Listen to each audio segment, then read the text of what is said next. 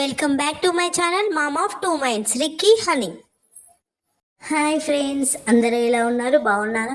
శ్రావణ మాసం వచ్చిందంటే చాలు ప్రతి ఇంట్లో పండుగ వాతావరణం కనిపిస్తుంది. ఉదయాన్నే పూజలు, ఇంటి ముందు ముగ్గులు, మల్లెపూల పరిమళం, చేతు గాజుల గలగల, ఇలా ప్రతి ఇంట్లో ఒక ప్రత్యేకమైన సందడి మొదలవుతుంది.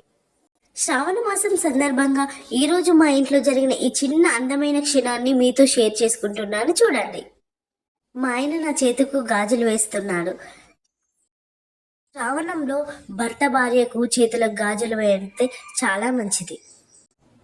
ప్రేమగా పూలు తీసుకొని నా తలలో పెడుతున్నాడు.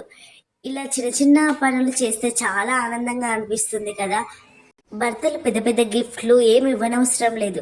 గోల్డ్ ఇచ్చినా కూడా రాని ఆనందం ఇలాంటి పూలు పెట్టడం, ఇలాంటి పనులు చేస్తే చాలా ఆనందంగా అనిపిస్తుంది కదా మనకి. ఈ ఆనందాన్ని ఎన్ని కోట్లు పెట్టినా కొనలేం, వేల కట్టలేం కూడా.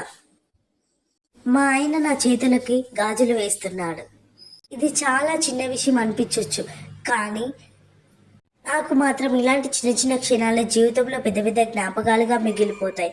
భార్యాభర్తల బంధం అంటే కేవలం కలిసి జీవించడం మాత్రమే కాదు, ఒకరి సంతోషాన్ని మరొకరు అర్థం చేసుకోవడం, ఒకరి కోసం మరొకరు చిన్న చిన్న పనులు చేయడం, కష్టం వచ్చినప్పుడు తోడుగా నిలబడడం, ఇవన్నీ కలిసే నిజమైన దాంపత్యం.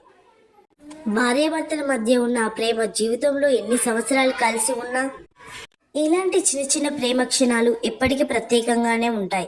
ఎందుకంటే పెళ్ళైన తర్వాత కూడా భార్యాభర్తలు ఒకరినొకరు ప్రేమగా చూసుకోవడం, ఒకరి కోసం ఒకరు సమయం కేటాయించడం చాలా ముఖ్యం.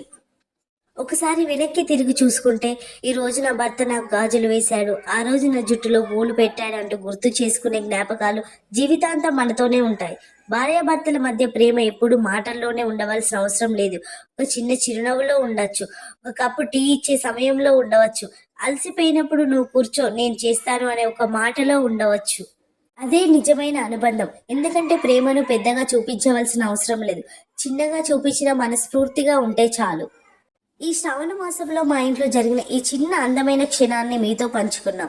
ఈ పవిత్రమైన శ్రావణ మాసం ప్రతి ఒక్కరి జీవితంలో సంతోషాన్ని తీసుకురావాలని, ఆరోగ్యం తీసుకురావాలి, కుటుంబంతో ప్రేమ ఐక్యత ఎప్పుడూ ఉండాలి కోరుకుంటున్నాను. Bye friends.